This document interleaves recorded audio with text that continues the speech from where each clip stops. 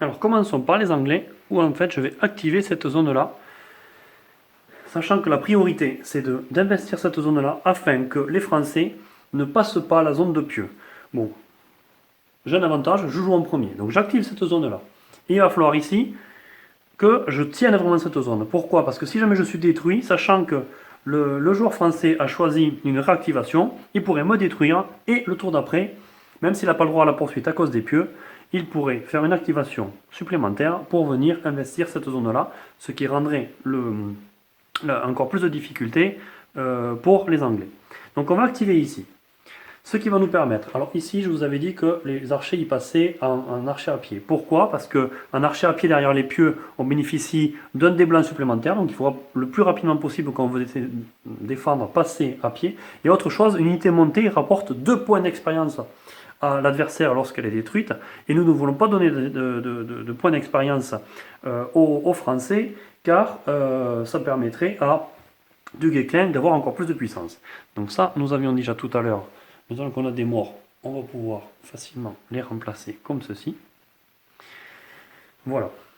En activant ici, qu'est-ce qu'il va faire? Le bourgeois va faire gagner de toute façon son point comme d'habitude, et c'est bien pour ça que nous sommes allés le chercher dès le début, car il nous permet de passer à 3 points d'expérience, ce qui va permettre de faire passer notre héros au niveau 2. Nous verrons tout à l'heure lequel nous choisirons. Donc le héros passera niveau 2. Ensuite, il va permettre d'activer toutes les autres unités qui sont là. Donc le héros est en niveau 2. On va aller le faire défendre cette position. Mais pas tout seul. Nous allons également venir avec des hommes d'armes ici. Ainsi que cette unité-là. Alors c'est vrai que cette zone n'a pas été activée. Mais le héros a toujours son commandement en zone adjacente qui permet de bouger une et une seule unité en zone adjacente. Donc ce qui va nous permettre de faire bouger eux et de les faire revenir ici. Nous avons maintenant une zone qui est protégée avec un héros et 2 hommes d'armes. Les hommes d'armes ayant la capacité riposte, ils vont permettre vraiment de faire des dégâts aux Français qui voudraient attaquer. Et en plus, comme nous activons toujours cette zone-là, nous avons quand même les 3 unités d'archers ici qui vont pouvoir tirer. Action bonus, il nous reste encore un pieu que nous mettrons ici au cas où ça se passerait mal, ce qui nous permettrait de continuer à tenir la position. Pour le personnage héros anglais qui va passer à niveau 2 grâce aux 3 points d'expérience que l'on a donnés. Nous avons plusieurs options. Soit l'option maléfique, soit l'option du bien.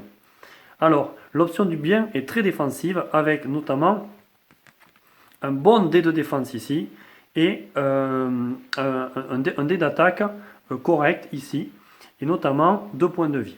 Voilà.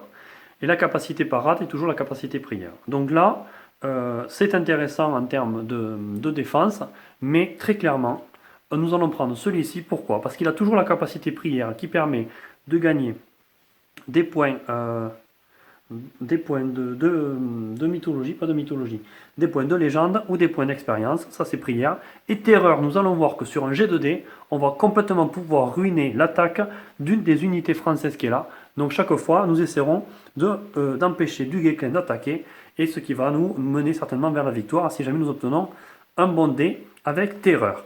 En plus, si jamais il décide d'attaquer, il a un bonus d'attaque qui est plus important et un bonus pour faire revenir davantage d'unités au combat. Très clairement, encore plus que le choix tout à l'heure sur le personnage français, il n'y a aucun doute à faire. Sur ce scénario, il faut prendre ce personnage-là. Maintenant, pour les attaques des archers anglais, ils ont chacun 2 dés jaunes. Hop, nous prenons 2 dés jaunes, tac, tac, tac. Alors ça fait, ils sont 1, 2, 3, ça fait 6 dés jaunes. Donc je vais en jeter 3 déjà. Hop là, pour commencer. Repousser, repousser. Et 3 autres.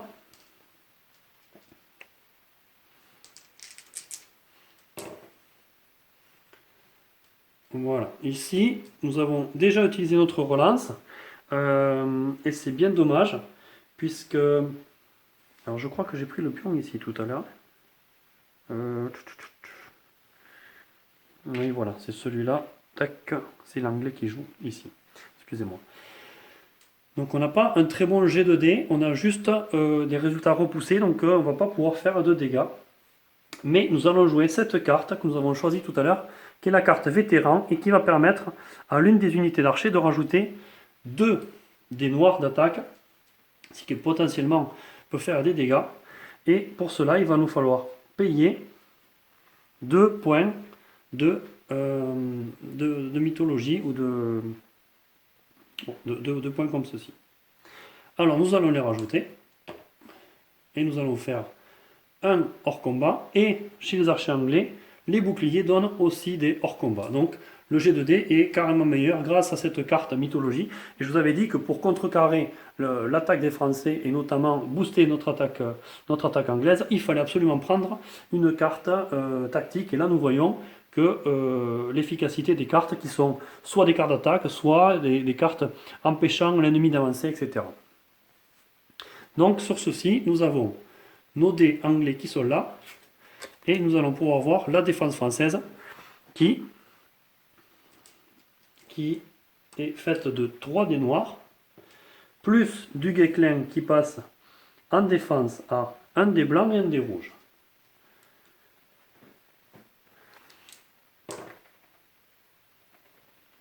Nous avons un bouclier, ce qui est bienvenu, et là, si nous avons un peu de chance, nous allons avoir d'autres boucliers. Alors ces dés ne servent à rien, nous avons 2 boucliers.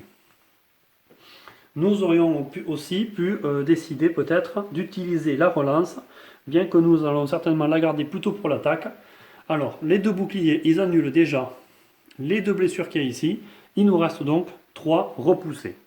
Donc 3 repoussés, nous allons pouvoir en activer un sur du Guesclin qui, comme c'est un personnage, il ne va pas être repoussé, mais il va prendre une blessure. Comme ceci, ça lui fait 2 blessures. Hop, voilà. Il nous reste donc un résultat de 2 repoussés. Et l'adversaire va donc décider de repousser 2 unités, ici et là. Voilà. Là, nous voyons que même si c'était très bien parti tout à l'heure pour les Français, on pensait avoir fait une percée, la présence des pieux empêche toute poursuite. Donc, c'est très compliqué d'investir les positions anglaises, voire quasiment impossible.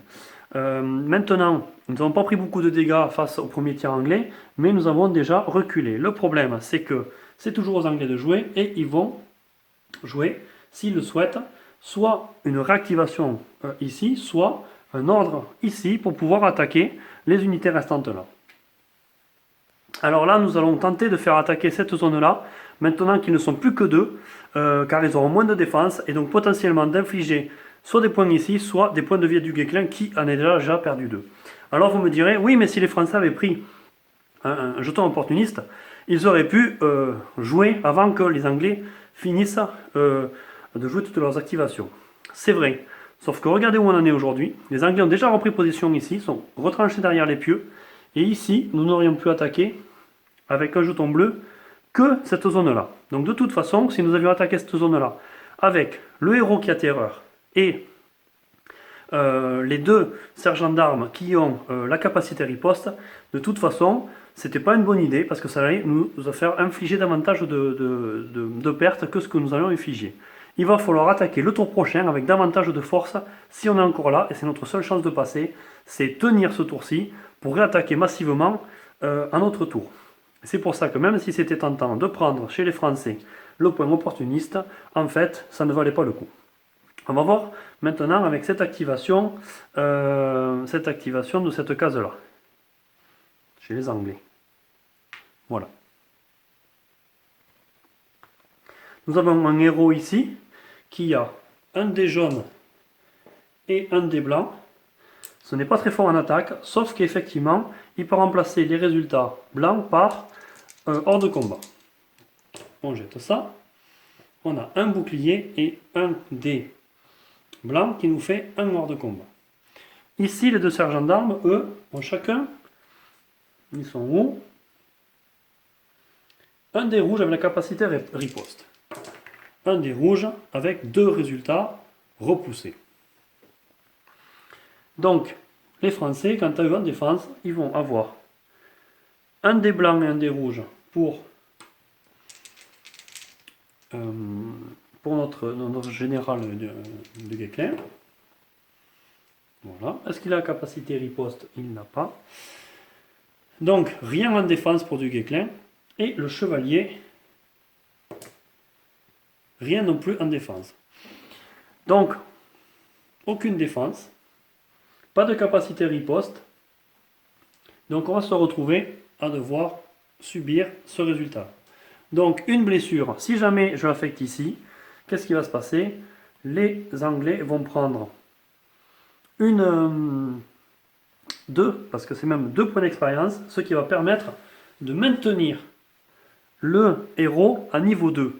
Et ça, il ne faut absolument pas, parce que si jamais il reste à niveau 2, il garde sa capacité terreur, ainsi que ce potentiel d'attaque, et là, nous ne pourrons jamais passer. Donc, les Français doivent continuellement prendre des risques et des risques et des risques pour arriver à obtenir un résultat. Donc là, on va encore prendre un point de vie sur l'ami du Guesclin, qui est ce point-là, pour éviter de faire gagner des points d'expérience au camp anglais, qui, lorsqu'il aura plus de points d'expérience, sera obligé de refaire passer son héros à niveau 2. Donc, et par contre, il nous reste 2 reculs, où c'est que nous allons reculer ici, maintenant, avec davantage de défense, car nous sommes plus nombreux. Pour terminer le tour anglais, et c'est là que nous allons voir si jamais les Français auront encore un petit peu de chance au tour prochain, nous allons faire un cube de réactivation sur les archers, car ils sont toujours à 2 cases. Pour les Anglais, 2 x 3. Alors, un résultat repoussé, un résultat bouclier qui donne hors de combat pour les archers anglais, et encore 3 archers, 3, hop, dés de plus, ce qui nous donne ça. Les Français ont 3 dés pour leur chevalier, 1, 2, 3, 3 dés noirs, un dé blanc pour du Guesclin et un dé rouge. Voilà, alors là c'est la cata complet. Là c'est la cata complet. En fait on voit qu'il n'y a aucune défense. Donc si jamais nous faisons ça, nous allons avoir soit du Guesclin qui continue à perdre des points de vie, soit des chevaliers morts, donc du coup de l'expérience qui va revenir chez les Anglais. Alors on va dire qu'on refait notre jet de dés, sinon là je vous annonce que la partie est terminée pour les Français. Donc on va refaire un jet de dés en espérant avoir un petit peu mieux. Voilà, on a 2 boucliers, ce qui est mieux, ça c'est ignoré.